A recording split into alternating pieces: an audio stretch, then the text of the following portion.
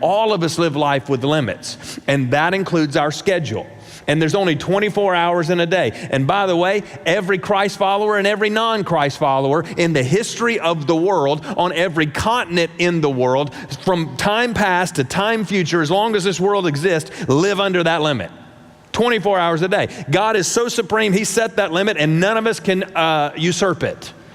And if we all live with the same limits, then why do we think we can do more, right? Why do we think that we can squeeze more and more and more into a finite set of hours and think that it will make us better? It won't make us better. Look at what Paul says in Ephesians chapter 5, as he says, redeem the time because the days are evil.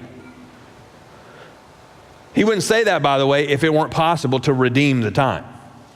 It is possible to redeem the time. It is possible to take what the locust devours. It is possible to find beauty for ashes. It is possible for you to take this evil set of finite time that we live in and take it back and redeem it for the King of Kings. We live in a time that is set out to destroy, to kill and destroy and steal from us, but God's pattern of time is redemptive, it is saving, and it is peacemaking. And so let's start with some facts as it relates to our time, okay? And so let me give you a few facts today as it relates to our time. Number one, your time is limited. You say, I came here to hear that? You need to be reminded of it. It's limited. And the way you schedule your life says a lot about what you think about your future. Most of us, if not all of us, schedule our time as if it's unlimited. And it's just not. And here's a question to drop into your calendar. What am I going to stop doing? In fact, one of the questions that two ladies in my office, three ladies in fact, are paid to ask on a regular basis, what can I take off of your schedule? That's part of their job description, is to say to me every Monday, hey, what's on your schedule that I could do, that I could take off, that I could handle? What is it that is in your world that I could take away? You've got to start asking that question. What can I stop doing? Have you ever asked that question? You should, because your time is limited, right? And so here's the second fact, that not just your time is limited, all of your time is going to be spent.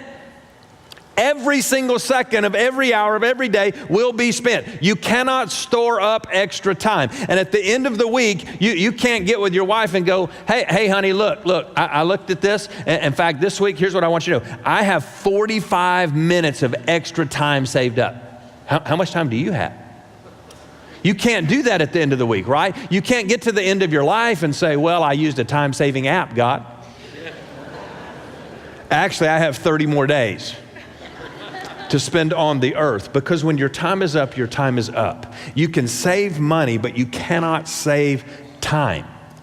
And one of the areas that we're not going to cover in this series is financial margin, the area of our finances. And the reason I'm not doing that now is because I'm planning a whole series called Blessed for the month of November, where we're going to look at that, and it will be included in that particular series. But what is true about money is not true about time. That you can save money and create margin in your life, but you cannot save time. It is spent every single day. And here's the third fact that you need to be aware of, is somebody will determine how you spend all of your time. Will you decide? Will you let somebody else decide? Who has the control? And some of you just leave it up to your spouse, right? You don't want anything to do with it. You just leave it up to your spouse. But some of us have a real tight fist around our schedules, right? And many of you have no real control at all because you never even thought about it. But here's what's true for all of us, that someone or something will determine our time. Look at what Moses says in Psalm 90. Teach us to number our days that we may gain a heart of wisdom.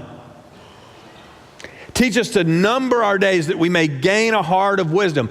All of us know the incredible frustration of feeling like our time is not our own, right? And getting to the end of a week and there are still things on the list that were important to us, but we didn't even address, much less get done, because other people and other things had their hooks in our time. We all know that, right? And so either way, our time was all spent and somebody determined it. And one of the biggest things that determines how we spend our time is the urgent. And from time to time, we let the urgent push aside the important, don't we? Because we tend to think the urgent is important, but often it's not important. It's just urgent. In fact, if the urgent were so important, how did it not find its way on our calendar to begin with? And so we don't exercise enough, we don't take care of our health enough, we don't spend enough time with our kids or on our marriage or with our friends, and we replace all the important things in life with whatever happens to be urgent this week.